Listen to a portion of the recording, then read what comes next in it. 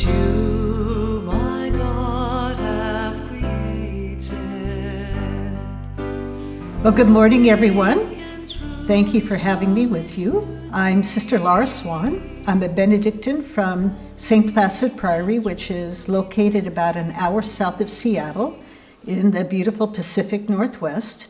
We're a daughter house from St. Ben's in central Minnesota, which is St. Ben's, St. John's, Collegeville, and originally from Bavaria. So they say in America that we are of the Bavarian tradition as opposed to the Swiss or the English tradition. And I come from a small monastery. We're currently about 14 people, but we do have a lot of new life and an international membership and lots of extended friends who are in and out of our monastery. My monastery is located on beautiful wetlands that we preserve for Mother Nature. We've got gorgeous trees that really kind of defines the image of who we are and where we are, even though we are now, unfortunately, very urban because the city grew up around us. But it's a lovely place, just like the Good Sams, like you are a lovely community. So much similarity, even though we are so far away. And so thank you for the invitation to come and talk about two of my most favorite subjects. And right now we're going to talk about the movement to the desert Ammas and Abbas. And yes, there were women in the desert, something I keep trying to remind people of because it's just not known. With the Jesus movement and Christianity his message began to move around the empire, basically wherever the merchants traveled. So it moved very quickly towards the east into what we now call Asia Minor and mainland China. And then it moved west to Africa and then down along the Nile River. And probably at least as far as Ethiopia, present-day Ethiopia. And with that movement, Christianity was becoming more and more institutionalized. A lot of fights over how Jesus could be fully human and fully divine, the place of Christianity within the Roman Empire. And some people just felt a call to get away from all that urbanization, all that noise, the politics. And so they moved into what we call the desert. Now, the desert in Egypt really was desert, but desert could also be within an urban setting if they had a home that was enclosed within a wall. They could shut out the noise of the city around them. We even have some very colorful stories of women moving into the family mausoleum, literally where the ancestors are buried, and locked the door and spent their life there. But people could come knocking on the door knowing that Amma so-and-so is here, and they'd open the curtain and sit with them to talk about whatever it was that was on their heart. But this movement in the desert was really not about, it was somewhat about getting away from what was going on in the Roman Empire, the wars, the pestilence, economic turmoil, the gangs that were roving out. It was also, though, about moving towards something. They were yearning for more quiet, for more solitude, a simplicity of life. Of course, we never have as much saved in history as we would like, but probably from about the 200s, stories start to emerge of some of these people, men and women, who move into the desert, kind of creating a new way. It's not unlike the Qumran community east of Jerusalem, but trying to form a new way of life. And it was really about seeking and keeping alive the original vision and message of Jesus. And so they literally do move down along the Nile River. There were a lot of abandoned homes of the pharaohs, and then sometimes these naturally hewn caves. And they would move into these places. It's within shouting distance of each other. They were not like so totally out in the desert, nobody could ever find them. But they would live alone, but in kind of a cluster of caves like that, or portions of these old palaces. And they would work by their hands, and they would spend their day weaving baskets or making rope, which maybe surprises us today, but that was like the backbone of the economy, that they had no problem selling what they made when they went into the local village. And then they would start memorizing the Psalms. their prayer practice really imitated the Jewish community, which understood praying 7 times a day. And the first followers of Jesus, being Jewish, kept that practice alive and just added on, the message of Jesus. And as a new expression of Judaism, the followers of the way, starts becoming more and more a distinct religion from Judaism, they continue that prayer practice of 7 times a day, and they followed that by the movement of the sun.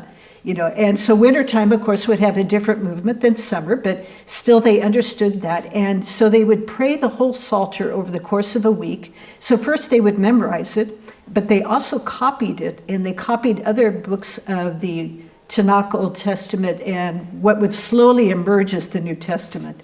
The rabbis put together the Tanakh Old Testament by about 110 Common Era. They finally decided which books and which translations would be what Jews know as their Bible, which the Christian community, of course, absorbed. But the Christian community was still debating these Gospels that were newly being written, and there's actually 12. It's just 4 made it into the canon of the Christian Bible, and then what was survived of Paul's letters, because originally they thought, Jesus was going to return before the last apostle dies, so therefore we didn't have to worry about that. But as they were dying off and there was no evidence that Jesus was coming back, all of a sudden they realized they needed to start gathering together the letters that they valued and these Gospels and start forming their own Bible that would be larger than the Jewish Bible, of course, to include the Christian text. So they were copying these books. They were copying the letters.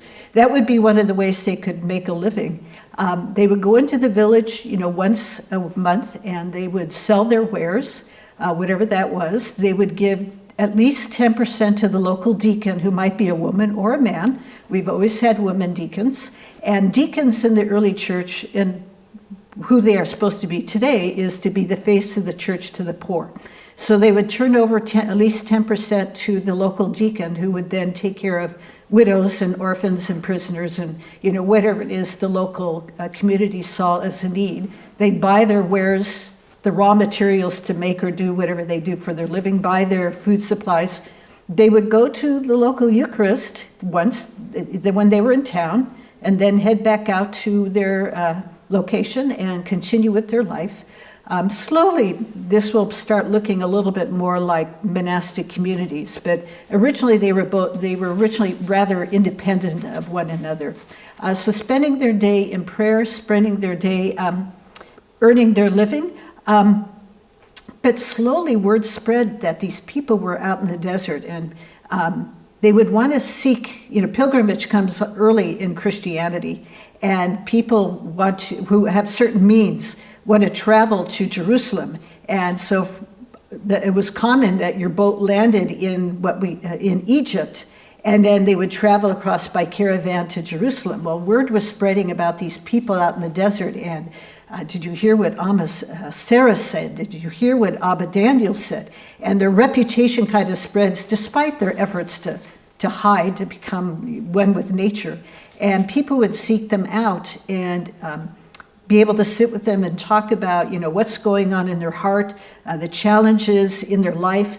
Do I stay in my city, in my village? Do I make a change in my life? Trying to figure out how God is calling them in their life, the next steps. And so the Amma or the Abba would sit with them, and you just kind of listen, and maybe an hour of silence would go by, and you're sitting there wondering if this person fell asleep, why am I not getting a response? And then they'll speak a word. And the word is usually rather perplexing. It's not what you expected as an answer, as a solution to your problem. But the thinking of these Ammas and Abbas was that if you wrestle with the word I gave you, it's in that process of wrestling that you will come to understand how the Holy Spirit is calling you in your life. And these start getting spread around the empire. So you, Amma Lisa, return to Rome or return to wherever you're at, and said, I just met with Amma Syncletica, and she said the strangest thing to me. And then you talk about your friends, well, they want to also go get their word. And it's part of this early tradition of pilgrimage. And so then all of a sudden, The Amma in Abba is getting all sorts of visitors to their door because their fame is spreading, because people who have come to them, who have sat with them, have gone on and told people about what the encounter was like with you. And more people end up coming to you. But really, they moved to the desert to keep alive the early message of Jesus, that they felt like as, originally Christianity lived through persecution, then it lived through vague tolerance. We're not going to outlaw you, but then around early 300s, Constantine not legalized it. Then his next step was to make it the preferred religion of the empire. And they felt like this whole process was coming to compromise the original message of Jesus. And it was becoming more and more associated with power.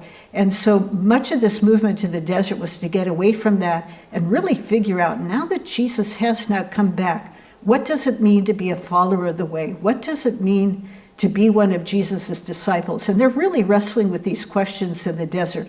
They're trying to keep the heart and the core of the Jesus message alive, despite what's going on around the empire. So they're trying to minimize distractions, which, today we all know can be quite the challenge, because most of us don't have the luxury of going off into the wilderness and being all alone with ourselves. So they talk to us about how to minimize distractions in our life so that we can pursue a more, as much as we're humanly capable, a more human relationship with God. How do I figure out how God is calling me in the midst of my life right now? And so I have to have that space within myself that keeps clear how Spirit might be moving in our midst. So they model this for us. We're not going to all be able to go off to the desert, but we can follow some of their examples and listen to what they had to say. They really focused on prayer and on study. We know this because the irascible Jerome, who translated the Bible from the Greek and the Hebrew into the vulgar Latin, which was just the common person's Latin, he used to criticize the fact that the very women who built him his monastery and who were financially supporting them dared to read anything other than the Bible. And he writes these really cutting letters about how you should never, ever be reading anything but the Word of God. And so it tells us, besides what they have found in these caves, that these women were reading philosophies and histories. They were copying them and selling the copies, because anything is of God. Is there any place that God is not? Is one of the sayings that they say is, God is everywhere. There is no place that God is not. And interestingly, the desert ascetics recognized that nature was one of the places where God preached the gospel, that nature had something to say to us. They had great respect for God's creation and called people to respect God's creation. But anywhere and everywhere, the gospel is being proclaimed if we just learn to wake up and pay attention. So there's going into the desert. People are coming from the cities and the countryside into the desert to meet with an Amma or an Abba. And they might meet once a year with the person, and maybe just only once. But you might find yourself attracted to their way of life, and you go home and you disengage from all your commitments and cash out your bank account and whatever else you might call it back then, and go to move within with your Amma, with her permission. And initially you would spend about 30 days living in the same cave with that Amma, literally just doing what she is doing. You're up when she's up, you eat when she eats, you pray when she prays, you work when she works, and you're kind of learning the lifestyle. And then she moves you down to the next cave or 2 caves over, and you start living that lifestyle on your own. But she's within earshot that you can ask her questions or go over and debrief how things are going. Because when you spend that kind of time alone in the desert, alone with yourself, things start to come up, things start to crop up. For those of you who have ever taught Christian meditation or centering prayer, know that one of the things you watch for with someone who's brand new is if they're coming for a weekend of centering prayer retreat, you're watching to see if they come into psychological trouble, because sometimes old memories, things long suppressed, start coming to the surface. Well, the Ammas were very much aware of that too, and so they are watching their new student to make sure that everything is well. And if not, to sit and process together what is going on. It's very much a mentor-mentee relationship. These sayings and the stories of their lives do spread around the empire because people are on pilgrimage and they're passing through on their way to Jerusalem. And what scholars have found is that these sayings and stories, almost word for word, are found in the original Coptic, and then they're found in one of the old Ethiopian languages called Ge'ez, and then they're also found in ancient Syriac, almost word for word identical. So it tells them how far these stories spread. Part of the problem being whenever battles over theological issues. It's kind of hard for us to relate today that three people sitting in a pub can get into a knockdown, drag-out fight over whether Jesus is fully human, fully divine, or just more one or more the other. But they literally did have barroom brawls over theological issues. And the ascetics, their names get dragged into these fights. They themselves don't want to, but sometimes the ascetics are forced to move by Roman troops because they didn't agree with the emperor's position on some theological issues. So sometimes there's this movement of monastics, these desert ascetics. The term starts getting used interchangeably about 400 Common Era, start moving around the empire. So they think the story spread as the ascetics were forced to move or chose to move on down the road. There's a lovely story about, and the stories always have a moral behind them. And one of my favorite to share with people is called The Holy Drunken Woman. And really she's a nun, but the Holy Drunken Nun. And as the story goes, there's this monastery along the Nile River, and the women are on one side of the Nile and the men are on the other. That was not uncommon, and it had nothing to do with presiding at Eucharist at this time. It was that the men committed to doing the harder labor, and the women committed to the finer labor of making cloth and sewing habits and making shoes. And so they kind of had an economy of swap across the river there. And so Abba Daniel goes to the men's monastery and he visits with them for a day or two. And then he crosses the river over to the women's monastery. And they broke with their tradition of not letting men inside their monastery itself in order to honor this very renowned desert ascetic. And so they invite him in and they wash his feet, and then, it doesn't sound lovely to us, they then bless themselves with the dirty water. And then they go into the dining room and they serve them a meal. And Abba Daniel looks at him when everything's been set out, they realize the two guys have been handed a total vegetarian fare, but the women are eating meat and fruit and all these other things. And he challenges her on, what's this idea of hospitality here where you're eating this fine fare and we're being given, the vegetables only. And she said, oh, but Abba, you're a great renowned ascetic, and we know that you live an ascetic's life, but we're mere novices, and that's why we're eating meat and fruit and all this other stuff. Well, Abba notices off in the distance that there's this woman out on the courtyard in the garb of ascetic, and she's down on the ground and she's snoring up a storm. And the Amma says, oh, she's such an embarrassment to our community. We don't know what to do with her.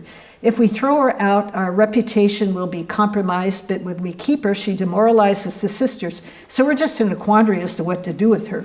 Well, he got curious, and so he and his companion, late at night, snuck out of wherever they were sleeping in the women's place to a window, and they watch her. And when she thinks nobody's looking, by the way, she's by the toilets, she would get up and she'd move into an orante position and she would start praying and praising God. And the minute a nun comes out to use the toilets, she's back down on the ground again, snoring up a storm. The nun leaves back to her cell, and the woman's back up and she's back in the orante position. That's what this is, singing and praising God. And so then Abba goes and gets the Amma and brings her quietly to the window to notice what they were noticing. Well, the next morning, the Amma and the women in the community acknowledged that they treated her terribly, that this was very, very wrong. They had no idea. They thought she really was drunk, and that she was, in fact, trying to hide her holiness from the rest of them, and apologized to her. Well, when the nun found out that they caught on to her, she stole Abba Daniel's cloak and his staff and took off into the desert to hide. They don't know where it became of her. Well, what is the purpose of the story? If you were all here with me, I'd wait for you to raise your hands. But it really is a story about not worrying about your reputation, about willing to be the holy fool. That later on, St. Francis will be called a holy fool, Marie Duan. I think that's probably why Pope Francis chose the name and has been willing to stick his neck out there. But a holy fool is someone who doesn't worry about their reputation. They're willing to do anything, even if it looks ridiculous, in order to glorify God, draw close to God, to serve God. And that this is one of those stories, one of many, where reputation gets discarded because what people think of me doesn't matter. That doesn't mean that we in a monastery want to live with someone like this. Holy people and geniuses can sometimes be hard to live with in monastic communities because of the way they so stand out. One thing you should be aware of, you're pick up on this, is that Benedict of Nursia knew the desert tradition.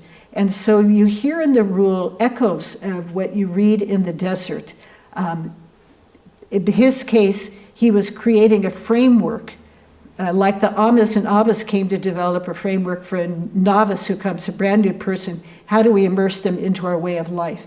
And Benedict was creating that framework that would work in his situation, trusting that once the support and the framework was there, the monk then had the freedom to go and do the interior work of the search for God, which is what really this is all about. This is really where the tradition of spiritual companioning or spiritual direction comes from, is this tradition of the Amas and Abbas being sought out so that someone could unload what their concerns, their fears, their anxieties, their stumbling blocks, whatever it is that's bothering them, that's burdening them, and having a listening presence, attending to hearing what you have to say, and then offering a conversation, if not just a singular rough word, but a conversation about what is going on in that person's life. And really, it's the importance of listening. The Amas and Abbas over and over again stress the importance of listening to ourselves, to listening to the divine, the movement of the Holy Spirit, and then listening to one another. In fact, listening can be a rather dangerous thing to do. I have to be willing to risk upsetting my comfort zone, of upsetting my worldview, of having my prejudices or bigotries challenged, of discovering actually things within myself, good things, that I didn't know were there or that I couldn't trust were there because I'm just not me and not somebody else. You really do run a risk. And when you listen to other people in spiritual direction, that same reality is there. We joke in my house that God sends you the directees you need for your own inner journey. You might think you're there for them, but in reality, in many ways, they are there for you. Because our worldview might get disturbed. I might get presented with a question I don't have an answer to, that I have to go away and even ponder that and tell the person, I don't know, to acknowledge my fragilities, that I'm not perfect, that I don't know it all. Because it really becomes a journeying together. And that's what so many of these stories in the desert are about. They're about journeying together. We become aware in the desert of our attachments and our detachments and our call to an interior freedom. The Buddhists have a great saying about, it's time to let go of the 50-pound boulder. You don't have to keep hauling it around. But when you go into the desert, if you could just imagine yourself physically moving into a desert, pretty quickly you're stripping off excess clothing. You're deciding your backpack is carrying way too much stuff and you start leaving things by the wayside. You keep moving deeper into the desert. Again, you're taking off more layers. And also the journey in the desert can initially look really dry and barren and, lifeless. And the great science today is revealing to us how much rich life is actually out in the desert. And this is true, interiorly as well. What initially looks ugly, because everything is being stripped away, then all of a sudden you start seeing a level of beauty. You start experiencing a level of beauty that you didn't know about was even a possibility. Before you began this journey into the desert, you begin to see kind of a simple abundance. I oftentimes talk about the truth of abundance and the lie of scarcity. And sometimes I've accused God of being skimpy on the abundance side, but the abundance is there. And that's one of the things the desert ascetics call out to us today. There is a reason why they've suddenly made a resurgence again in the last 30 or 40 years, is that they are calling to our generation. How can we minimize the distractions in our life? Not the things we've been given to do or the things that are the deepest desire of our heart, the things that are our passions, but instead, what is the junk we're hauling around that we didn't even realize we were hauling around, that we don't have to haul around, that we can actually let go of? And so an interior simplicity begins to emerge as we follow the desert tradition so that we become more authentic, we become more the person God called us to be. Thomas Merton popularizes the English translation as the true self versus the false self. It's the false self that begins the journey in the desert, but the person who dwells there more and more becomes their truest and most authentic self. So we have to be willing to risk what we hear, because we may hear something that we don't want to. We're listening for what might possibly pierce our heart. I've often teased myself that in my later 30s, all my idols came crashing down as I was beginning to study Benedictine spirituality and things like that. And the idols were my certitudes. I so loved my certitudes. They were great certitudes. I knew exactly how the world should be, what God wanted. They all came crashing down, and it was very, very painful. And after they crashed down, nothing replaced them for a while. It was kind of like God was willing to let me dwell in the rubble until God was ready to start revealing what my real call in life was, who he, she really is. And I moved to a very, very different place. What pierces our heart, and piercing is not necessarily bad. There are sometimes like the convictions of unhealthy lifestyles or unhealthy behaviors or something like that. But I think one of the things that happens with desert spirituality is that we come to recognize and own our deepest desires and passions. Our deepest desires is that thing which God breathed into us at conception. And the normal work of growing up into our 20s, we do create a public self, and that's developmentally very normal. We're finding out what we might be capable of. We're trying our hand at a career. We're, cultivating relationships and, maybe dating and, falling in love, just all that normal stuff. But at a certain point, those no longer serve a healthy purpose. At a certain point, we need to start letting go of that and dropping the things that were the professional self that we cultivated. We're still a professional, but instead we're getting in touch with those deepest desires we thought, oh, that could never be. God would never want me that. Or sometimes some of us grow up in a theology or a religion that says that desire is a really bad thing. Because, of course, there's perversions of desire. But this is not even like surfacey desire. This is the deepest core of who you are, that you really are an artist, that you really are a musician, that you really love working with your hands and you love having your own. You're coming into a knowing of who God created you to be. And we need to learn to trust that desires are, when they're the deepest ones, maybe discerned with a wise elder, some person in our life that we trust, that we can actually pursue that path, which is why it's so common for people to change careers multiple times throughout their life. It's not just economic circumstances, but it's also coming to realize this is really what I want to do. This is really what I want to do. And the doors open and we move in that direction. And that happens for us Benedictines too. And it's not just what Reverend Mother told us we're going to go off and do, but we become attracted to the possibility of a kind of ministry or a kind of people that we want to work with. And it comes from a deep place within our heart. That's God's will for your life. And we can be socialized into believing that anything I really want or desire is definitely not of God. It is definitely of the evil one, or however you want to articulate that. And although the desert ascetics will sometimes talk of passion in the negative, I think we need to recoup that. They're talking about the kind of passions that lead us astray, that take us away from our truest self, that cause a whirlwind of storm within ourselves so we can't focus on the things that we want to. One of the concepts that come out of the desert is purity of heart. And purity of heart doesn't mean you never have a wicked thought.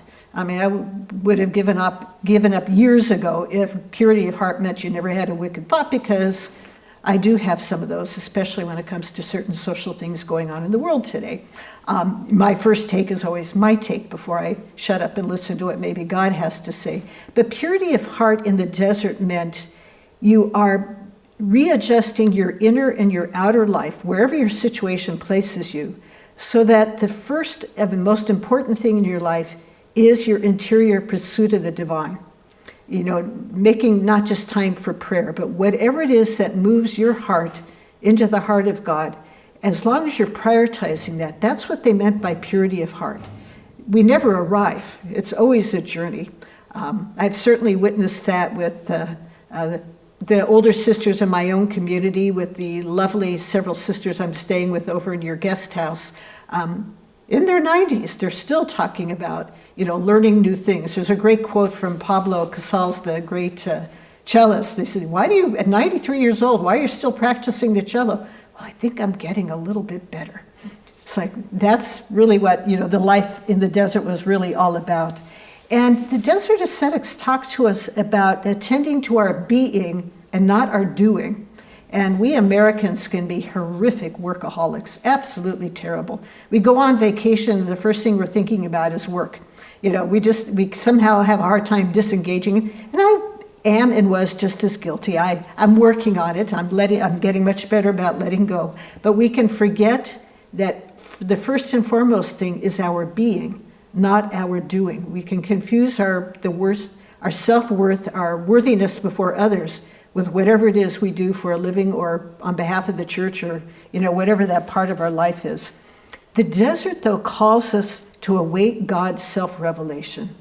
And that was what's so hard for me, because I can be so, at least in those days, so goal-oriented that I'm pursuing God, so damn it all, you ought to be showing up and being there for me, because here I am ready to pursue you.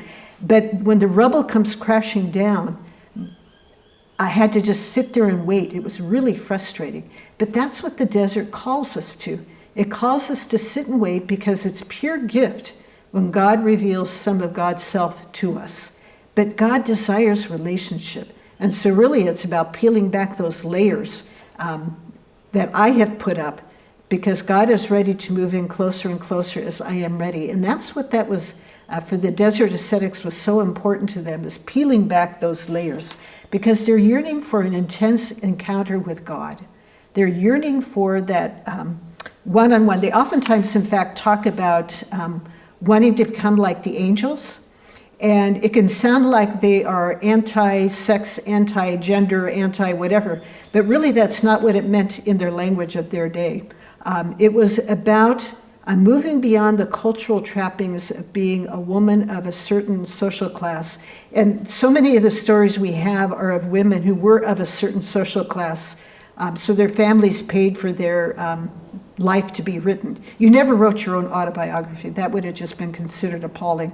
It was always another person who wrote your biography. Your family might contract with a biographer. You might contract with that person, but you never wrote your own story. So we don't know the names of the bulk of the women and men who lived in the desert, because they would not have been of a class that could have afforded to have a biography written, or of course maybe they just didn't care. So the women we know about, the Paulas and the Macrinas, and Macrina was a great gal.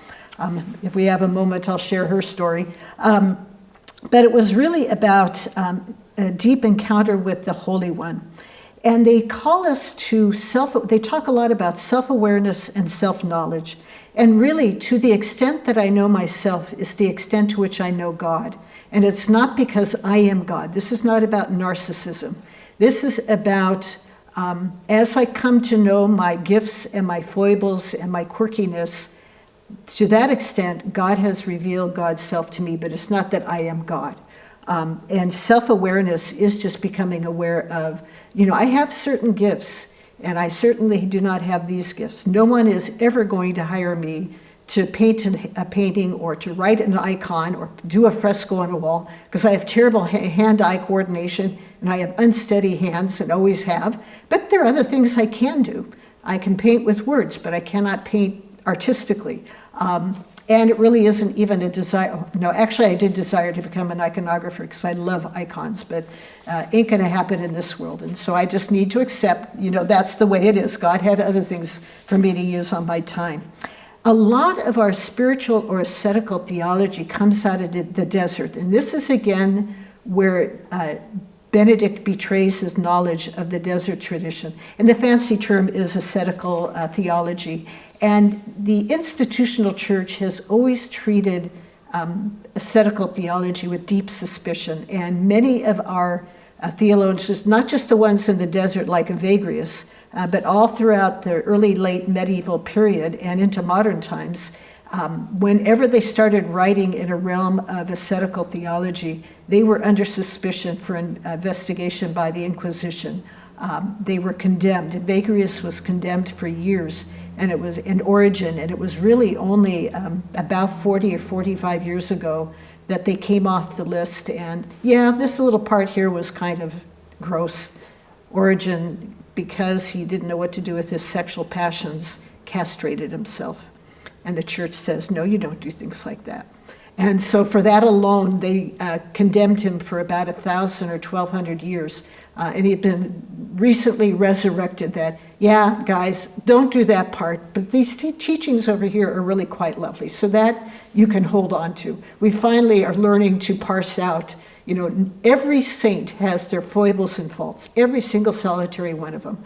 And so you don't declare someone a saint because they're faultless, because if they're faultless, their name is Jesus Christ, and it's the one person, the one human who passes that muster. For the rest of us, you've got to take the foibles with the faults.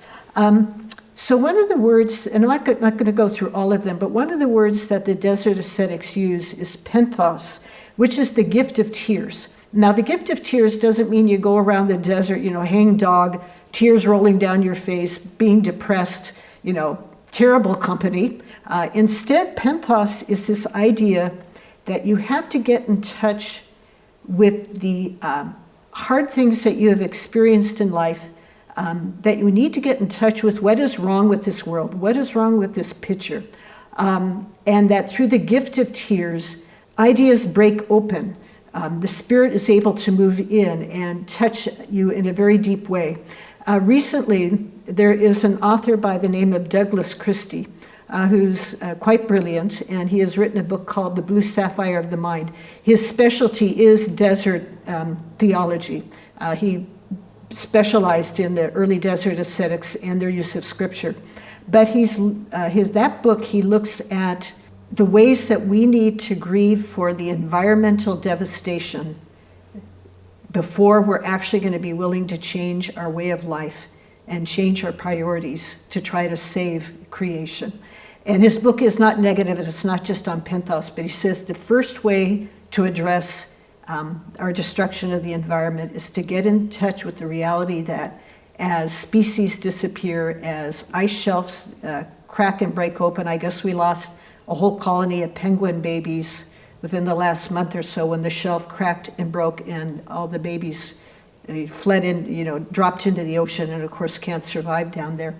If we can't feel that, we're not going to change anything. And that's the desert ascetics. If you can't feel the harm that your former way of life was doing to you, you're not going to be able to make the changes in your life to a healthier way of life. That's penthos. It was not meant to be a real downer, negative kind of thing. The desert ascetics also talked about prosoche. I'm assuming I'm pronouncing that right, which is the art of paying attention. The desert ascetics truly believed that the contemplative practice was listening and paying attention. Thich Nhat Hanh will call it mindfulness, but do we notice what's going on around us? Do we notice what the creation is literally saying to us? Do we notice the body language of the person around us? Do we notice our own body language? Are we aware of the ways that slithering lies can slip into our minds? You know, what we today would call a negative self-talk. But really paying attention. That was the gift of Thich Nhat Hanh to the United States, is he would tease us about the fact that when we're washing dishes, we're off at a board meeting. And when we're vacuuming, we're thinking about our homework assignment. And, you know, we're never doing the thing that we're doing when we're doing it. And, you know, he said a first step is when you're washing dishes, pay attention to the water, the soap, the dishes, the movement of your hand, that has intrinsic value in and of itself. And that's very much a desert value, is paying attention to what you're doing while you're doing it. And that helps us grow in self-awareness and self-knowledge. It also helps us with what St. Paul referred to as putting on the mind of Christ. You know, and we also talk about living from a contemplative stance. How do you notice the Spirit moving in the world around you? How is it that you notice when the Holy Spirit is trying to nudge you awake to pay attention to something? It's through this practice of prosoche, of paying attention, that we become aware of how Jesus might perceive a particular situation going on in our world, or in my own work life or ministry life. Another word that they use is logos. Of course, you know, that means word, and John's, you know, opening to the letters, you got that Jesus is the word. But it's also what they called the song of the world. And oddly enough, they place logos over and against silence, not as competing, but that perfect silence alone proclaims God. That's Maximus the Confessor. But that the word gets preached through the people I encounter. You know, when a sister complains to me about just at the lunch table about, you know, someone who irritated them, I have been known to stop and ask, and this is really the Spirit, not me. And so what is the gospel she's preaching to you today? And it kind of stops them up short. And of course, I have to ask that for myself. You point one finger out and it's three facing back at you. And so what is the gospel that this person who irritates me is preaching to me? What is it about the devastation in the environment that's being preached to me? What do I need to pay attention? So that the word is Jesus and the word is the word of God. I mean, they honored the Torah as the Jewish community did. And then there's word way beyond that. You know, that the world is preaching something to us, that the world is God's creation. That's what's so tragic about our willingness to destroy the environment, is the fact that we're destroying God's cathedral. But that it's all preaching to us. They also taught two concepts that I think are really relevant to us today. And one of them is acedia. And acedia is kind of a restlessness, it's an apathy, it's a boredom, it's a dejection, but very specifically in the world of our interior journey. Prayer just becomes too boring, so I'm going to go off and do something constructive like getting more work done on my to-do list. It's that when I am sitting at prayer inside, I'm actually somewhere else, not even cognizant of what psalm we're on yet or what line we are on yet. It's kind of a restlessness so that anything can become really attractive if it takes me away from what's going on inside of my inner world. And acedia is not depression, although sometimes if you don't attend to your acedia, which really means sitting with a wise elder, a spiritual director, and working through what it is you're experiencing and feeling, can look like depression and it can slide into depression. But as such, when the ascetics talked about acedia, it's something different. And it is this fact that we can go through seasons in our life. It's just part of being human, where we get to this place where we're discouraged, we feel like we're not getting anywhere. I just don't care anymore. I've been doing this for so long, and we can at least I can exaggerate. I can have quite a drama queen inside my brain, and all of a sudden it's like for years I haven't experienced God, when it really hasn't been anything like that. But it can feel like that because we get into this place that's uncomfortable, and I think God allows us to move into this place of discomfort because God is inviting us to let go of something.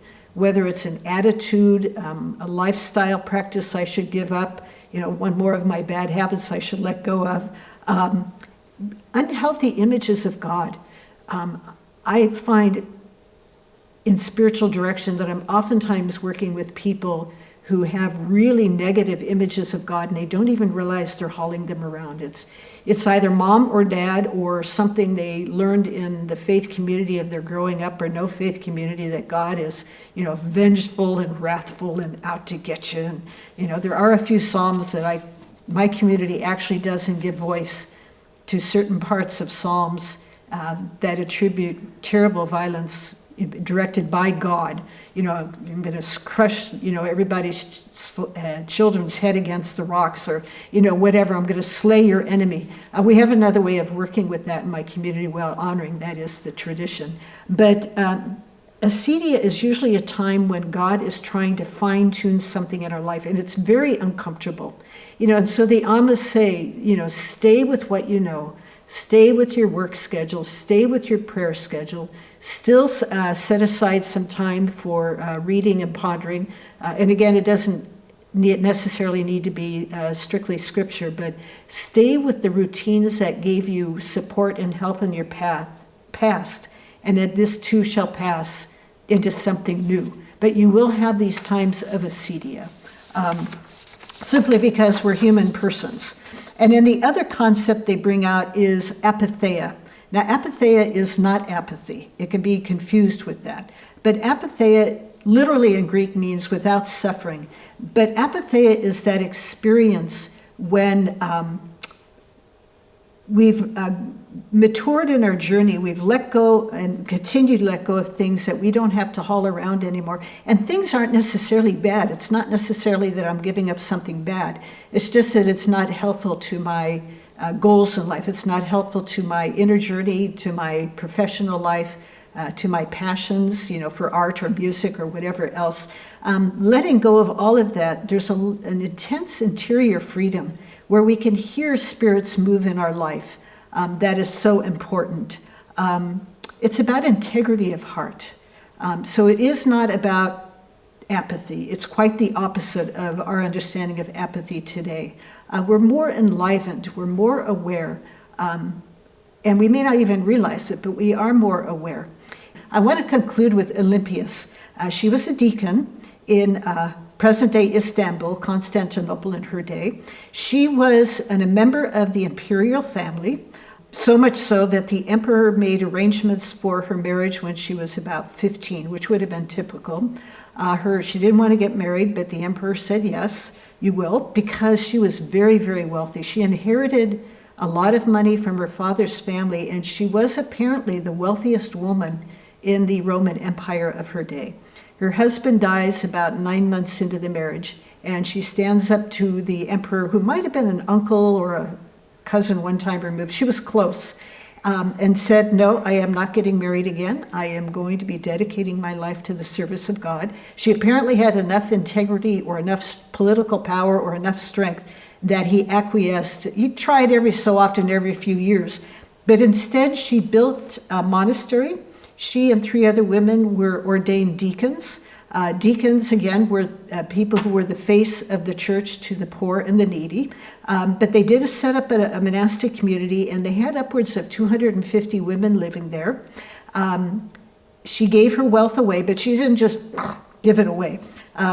It's kind of like Jeff Bezos' ex-wife. She's very quietly, because that's what she's doing, very quietly giving her wealth away, building other monasteries, building hospitals, endowing churches, apparently all the way as far away as Spain, that her largesse went to, and she just slowly but methodically and thoughtfully gave her wealth away, other than what she needed to build her own monastery, and ministered in the church there. Footnote, in this time, people believed that puberty was caused by entering the public baths. They didn't seem to realize that when the routine was when your child was 11 or 12, you started taking them to the public baths, and that's just about the time the body starts going into puberty. And they equated bathing with causing sexual passion or sexual urges. So she's amongst the many who never bathed again. Now, what historians say is probably actually what they did is they used fine sand to wash their bodies. So no water, but still dealing with the normal stuff our bodies give off. So her biographer, says, and she didn't bathe for however many years it was, because she was going to focus on God. Her monastery, the ruins of it are sitting underneath Hagia Sophia. When Hagia Sophia was being built, her monastery and 2 other little churches on that hill were taken down, and her sisters dispersed to build Hagia Sophia. So underneath those ruins is her monastery, and she built a cistern to bring fresh water to her monastery, and that cistern still exists, and now it gets used for concerts because it's gorgeous. It's got all this gorgeous tile work on it. So it's used for concerts, and it was actually in a James Bond film where one of the big shootout scenes takes place in this underground cistern, and it's the one that Deacon Olympius built. But she was remembered for years, and she's still venerated in the Eastern Church as a major church leader. So for those who are questioning whether we've ever had women deacons in the church, all you have to do is look to Olympius as just one of many, many examples of early women who were acknowledged by the public as being a deacon and doing what deacons did, which was also to assist at baptisms, because you were baptized stark naked, and so guys wouldn't go down in the tub with women because that would have been inappropriate for Christians. And so it was the deacons who went down into the water with the person to be baptized, and they served up at the altar and did other things like that, just like some of our modern day deacons. And our current deacons happen to be our apostolic sisters. Well, thank you for your time with me on the Amos. This was just a very quick dip into the pool of so many things you can learn. Of course, there is the Forgotten Desert Mothers that you can go to read many of these sayings and what they might mean for you, and the stories of other Amas and of the deacons of the early church. And because women tended to network anyway, even for our Amas who were deep in the desert, monastic communities of women knew who they were and where they were. And so I concluded the book with a short take on some of the monastic mothers who did know where all these ascetics were. And in the back is a bibliography that's pretty current, but it's strictly things in English because I don't read very well other languages. So if you're curious about a particular woman or a particular movement, if you go back to the bibliography, there you can find some possible resources for other books that you can pick up from the library and read and do your own study on these Amas. And so thank you for spending time with me. Can ever give such